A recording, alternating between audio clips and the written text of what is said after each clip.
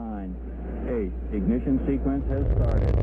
6, 5, 4, 3, 2, 1, 0. We have commit and we have liftoff at 2:13. The Saturn V building up to 7.6 million pounds of thrust, and it has cleared the tower. This is Mission Control.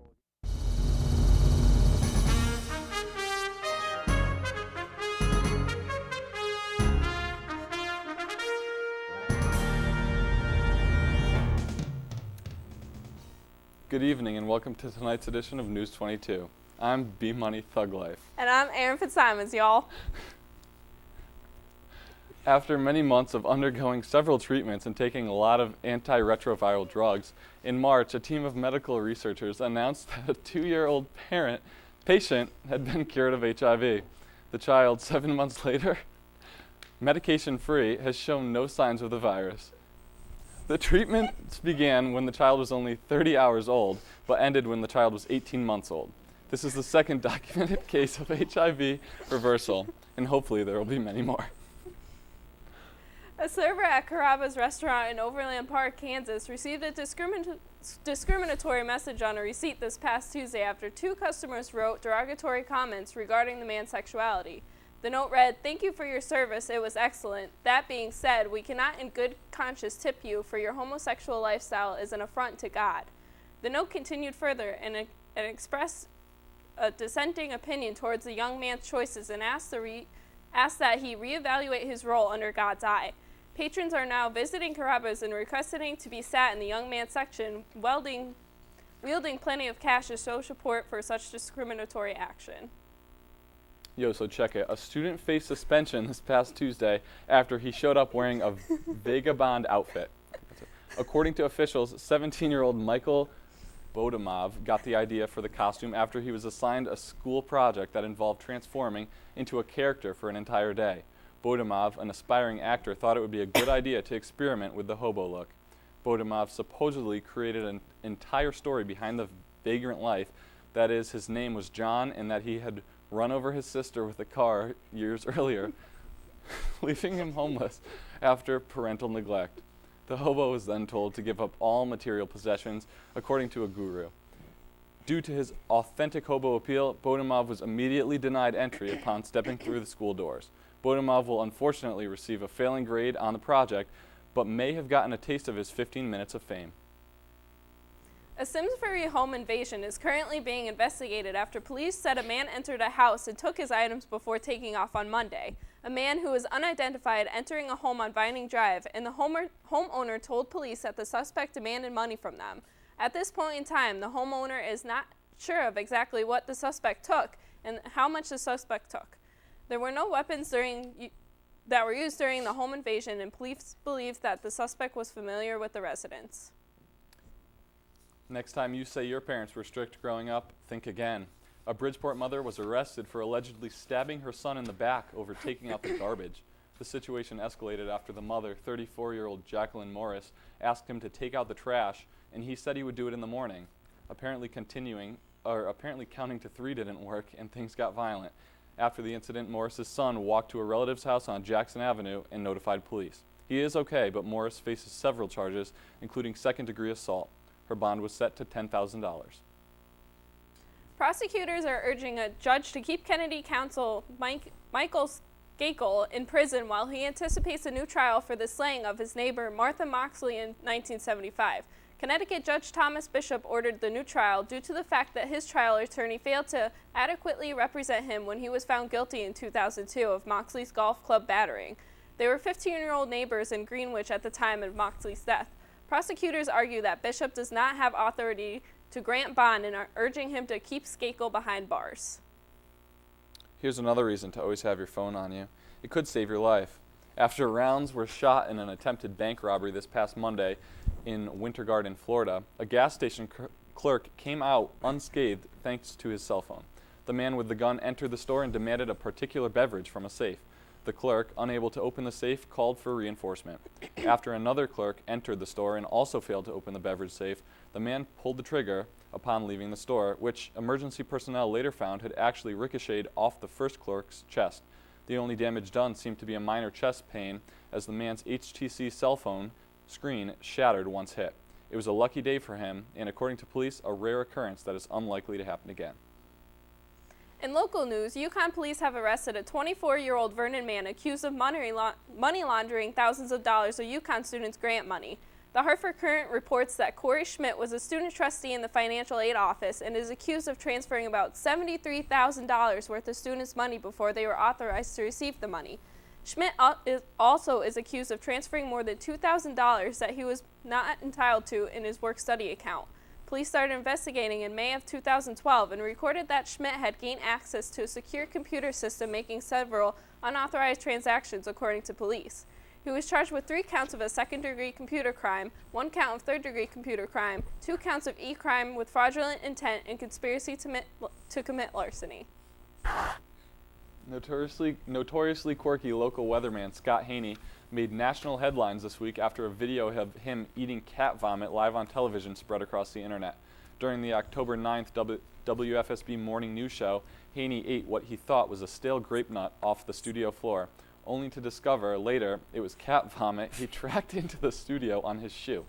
The story was so ridiculous, even CNN's Anderson Cooper featured his blunder in his segment called The Ridiculous. Videos of Haney's unfortunate mistake spread to news sources such as the Huffington Post, the UK's Daily Mail, and other international news sites. A tree that stands tall and strong in Shelton, Connecticut will soon be one of the most popular trees during this up-and-coming holiday season. The tree on Castle Drive in Shelton will be standing in Rockefeller Center in New York City. Neighbors and residents have already been flocking to see the tree before its big debut in the big city.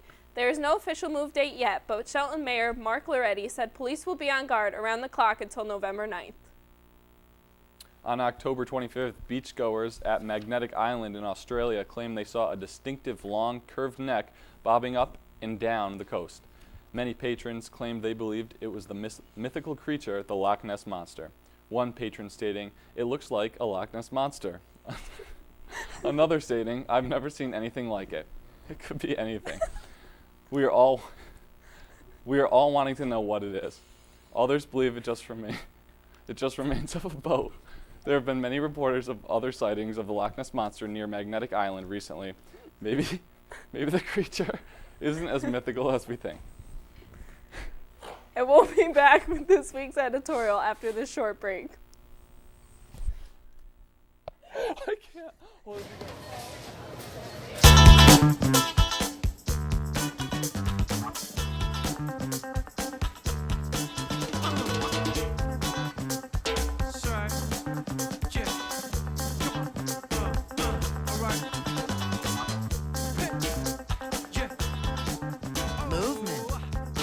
Weight loss, it's one of the many ways to fight osteoarthritis pain. For more information on managing pain, go to fightarthritispain.org.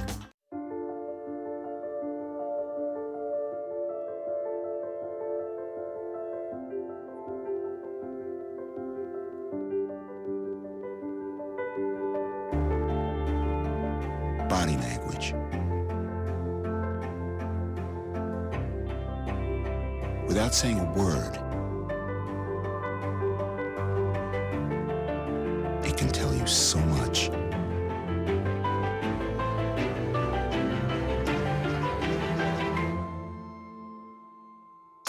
Like someone is having a stroke. Know the sudden signs. Learn fast. F, face drooping. A, arm weakness. S, speech difficulty. T, time. Time to call 911 immediately. The sooner they get to the hospital, the sooner they'll get treatment, and that can make a remarkable difference in their recovery. Learn the body language, the sudden signs, and spot a stroke fast. You sure you don't want some? It's chamomile. Listen, you are extremely terrifying. Just the scariest undead subhuman thing on TV, and I really mean that. But I am worried that you could give my kids nightmares if they see you, so I'm gonna have to block you. So that's it. Oh, and tell the zombies they're blocked too.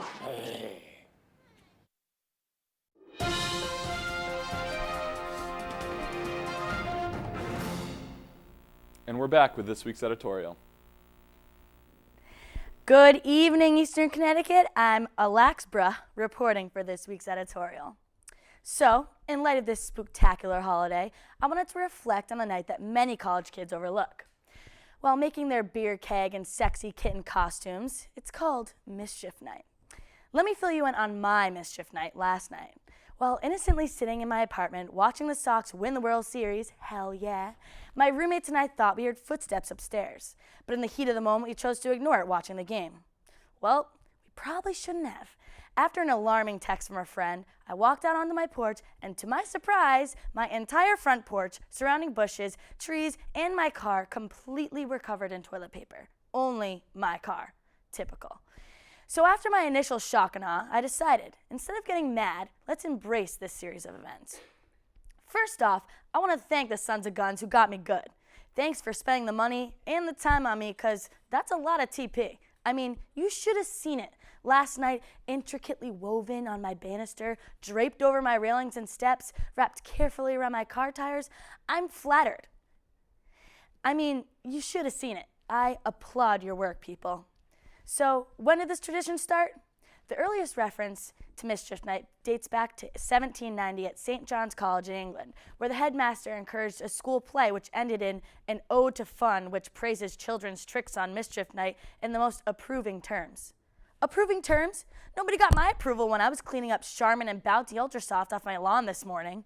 Anyways, Mischief Night, also known as the Devil's Night in Detroit and Miggy Night in most parts of England, has survived vicariously through the eggings, TPing, and traditional shenanigans that give it its appropriate name. So, in a sense, I guess my house being TP'd only contributes to a small part of history. And all those going out for Halloween tonight, stay safe, spooky, and suited up in your best costumes. For News 22, I'm Ashley Wolk. Have a happy Halloween. Whatever. Stupidest one I've ever done. Ondule bien tes hanches au bal du dimanche. Danse, que la fête commence. Dans ma belle robe blanche, je suis ton chou. You didn't give up on sex. Don't give up on birth control either. There are more methods than you think. Find yours at bedsider.org. Looking for these? You drive buzzed. It could be one very expensive ride. First, you gotta make bail. Then pay me to get your car back. Your insurance premiums will go through the roof. And my legal fees just keep adding up. All told, it could end up costing you $10,000. Nothing kills a buzz like getting pulled over for buzz driving, because buzz driving is drunk driving.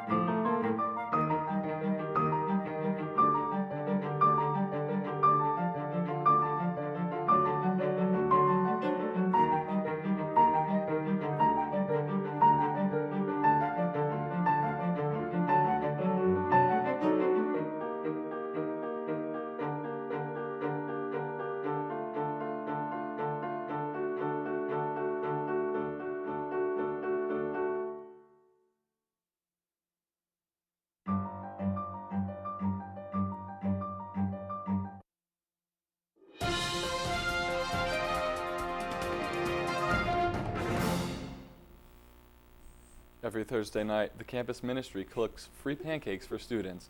News 22 reporter Emily Cameron was there last Thursday to find out more about the weekly event. Fellow students are patiently awaiting their tasty after-dinner treat from the Thursday Night Cafe.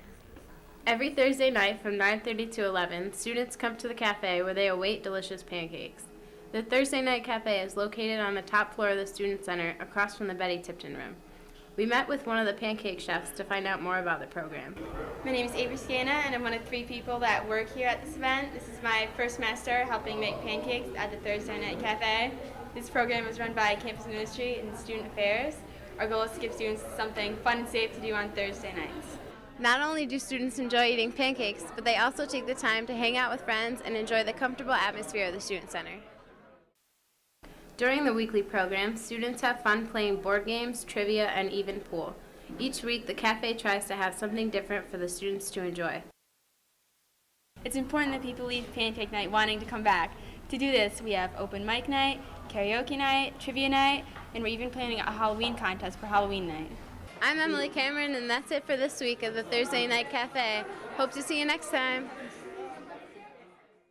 Thanks, Emily. Stop by the Student Center later tonight to get some free pancakes. This past week, CAB hosted Color Your World, an event made to brighten students' days. News 22 reporter Lupe Marquez has more on the event.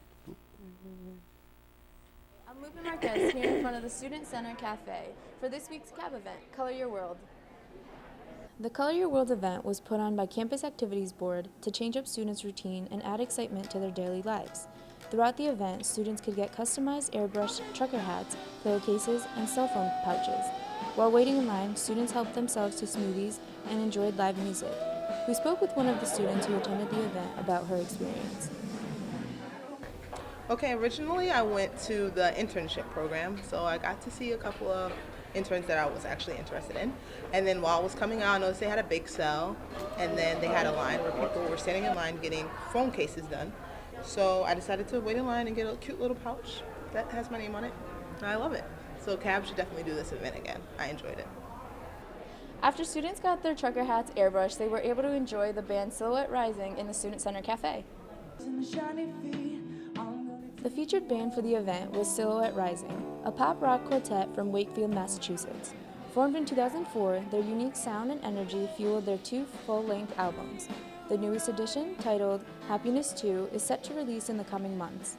Their lively sound and stage presence helped students unwind and added a positive note to their day. We spoke with Bryan Hayes, one of the CAB members, about the event. Today's event was centered around a colored theme. It was supposed to add a lot of fun and brighten people's days by having some colored themed activities. We had smoothies provided by Chartwells. We had airbrush trucker hats and cell phone covers, and we also had a band called Silhouette Rising performed. It was a really fun event. We had a big turnout, and we hope to do something like this in the future. Now that midterms are officially over, this week's CAB event couldn't have come at a more perfect time. Here in the Student Center, I'm Lupe Marquez reporting for News 22. To attend events like this one, be sure to check out the Campus Online calendar of events. Most unique and longest-running jazz ensembles to date, the Aardvark Jazz Orchestra will visit Eastern November 11th as part of the Arts and Lecture Culture Series. The orchestra, founded in 1973 by bandleader Mark Harvey, my brother, is a traditional jazz ensemble with an eclectic flair. The group has won several awards, including the Best Jazz Song of 2000 at the Independent Music Awards. Since 1993, the Aardvark Ensemble has been busy recording and has released a total of 8 albums to date. To see them perform, head down to Schaefer Hall at 7 p.m. Tickets are $10 for the public and free for students. This past week, CAB hosted another coffee house performance. News 22 reporter Danny Fountain has more on the event. Hey TV22, it's Danny Found. I'm here reporting live from the Student Center Cafe for CAB's latest event, The Music Lounge, featuring Alyssa Turner. Alyssa has been singing and songwriting for 10 years now, and some of her songs have been featured on the hit television show So You Think You Can Dance. Along with entertainment, CAB provided free food and an iHome raffle. I started as a little girl. My mom put me in piano lessons, and I did that from like around 5 to 12 years old. We moved around a lot, so it kind of got hard to keep finding new teachers. So I started writing around my middle school years, and it kind of took off from there. You know, I loved so many things. I loved photography and medicine and psychology and stuff like that, and teaching. But you know, at the end of the day, I was always sitting at the piano. That's where anyone would always find me. So it kind of felt like that was what was my normal, and what just felt like that's what called me. That's it for the Music Lounge. For more CAB events, make sure you check out Eastern's activities page. I'm Danny Found reporting live for News 22. And again, for more CAB events, be sure to check out the online calendar of events. Halloween is here, if you couldn't guess. News 22 reporter Gabby Palladino asked students what their plans are. With the Halloween weekend coming up, we stopped by the Student Center to see what students' plans were for the busy holiday weekend. I'm going to be Frida Kahlo, the famous painter. She's pretty distinguishable characteristics, so I'm going to be painting on a unibrow and, all that stuff. And I'm going to be handing out candy. Well, tomorrow's my birthday. I will be in classes all day, so I'm going to be a broke college student and just study. That's my plans. My Halloween costume is actually going to be Catwoman, Selena Kyle from Dark Knight Rises. So I'm going to wear that, and my plans for Halloween is I'm going to go out with my roommates, so we're going to have fun. For Halloween, I plan to go to my house and not trick or treat. I'm not trick or treating. Yeah, I'm not trick or treating. I'm going to my own party for Halloween, and I'm going to be this, which is a Roman proconsul in the Imperial Roman Republic. It looks like Eastern's campus is going to be full of tricks and treats this holiday weekend. Reporting from the Stew for News 22, I'm Miss America. Thanks, Gabby. News 22 would like to wish everyone a safe, happy Halloween. This Saturday, November 2nd, Best Buddies will be volunteering at a Special Olympics event at Willie Bowl. The event will take place from 8 a.m. until 1:30 p.m. Come out and show your support for the athletes. And we'll be back with this week's sports after this short break. So, I got this new family, and I don't know what it is about this one, but she can't seem to put down that toy all day long. Tap, tap, tap, tap. Oh, and she even talks to it. She talks to that more than she talks to him. What's up, bro? Nice shirt. Who's she talking to? Her mom? She talks to her mom a lot. NFC, AFC, offensive linemen, defensive tackles, quarterbacks, and cornerbacks are all working with United Way for a million little reasons. The kids of our communities, to ensure their academic success all the way to graduation day. You see, it takes about 12 years to create a graduate, but it takes the same time to create a dropout. And the difference between a kid becoming one or the other could be a professional athlete, or it could be you. Studies showed the earlier we get to kids, the better their chances. So become a United Way volunteer reader, tutor, or mentor, and make a difference in the life of a child, for the life of that child. Give. Advocate. Volunteer. Live United. Join your favorite NFL players. Take the pledge. Go to unitedway.org.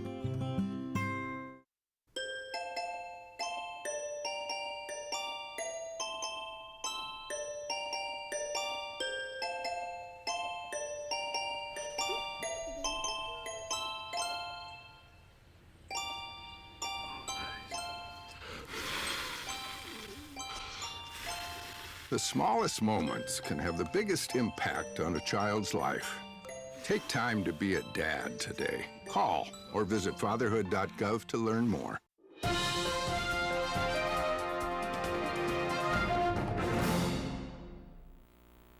And we're back with this week's sports. I'm Bryan Dostaler with this week's sports update. The Boston Red Sox won the 2013 World Series last night after defeating the St. Louis Cardinals 6-1. John Lackey got the win as he weaved in and out of trouble for most of the night. Lackey finished the night by going 6 2/3 innings, 9 hits, and 5 strikeouts. The Sox won the series in 6 games as future Hall of Famer David Ortiz an eye-popping .688 during the World Series to earn himself MVP honors. This was the first World Series clinching game at Fenway since 1918. The NBA season tipped off on Tuesday night with defending NBA Finals champions Miami Heat taking on a fully healed Derrick Rose and the Chicago Bulls at home. LeBron James did a little bit of everything, scoring 17 points, grabbing 6 rebounds, and dishing out 8 assists, as the Heat won the opener 107-95. The New York Giants picked up their second consecutive victory last week after defeating NFC East rival, the Philadelphia Eagles, 15-7. Shockingly, the Giants are only 2 games out of the division. After trailing 17-3 to the Miami Dolphins at halftime, the New England Patriots outscored Miami 24-0 in the second half to win the ball game with a final score of 27-17. The Pats improved to 6-2 on the season with the win. Last Saturday night, Eastern's field hockey team took on Bridgewater State University, who had won 10 in a row previously.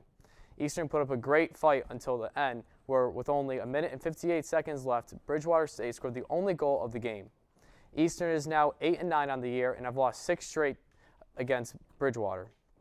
Eastern has a one-game lead over Westfield State for a playoff berth, and this Saturday is a must-win against Worcester State on the road. If Eastern wins, they finish 7th. However, if they lose and Westfield wins, then there's a 3-way tie in which Eastern is eliminated.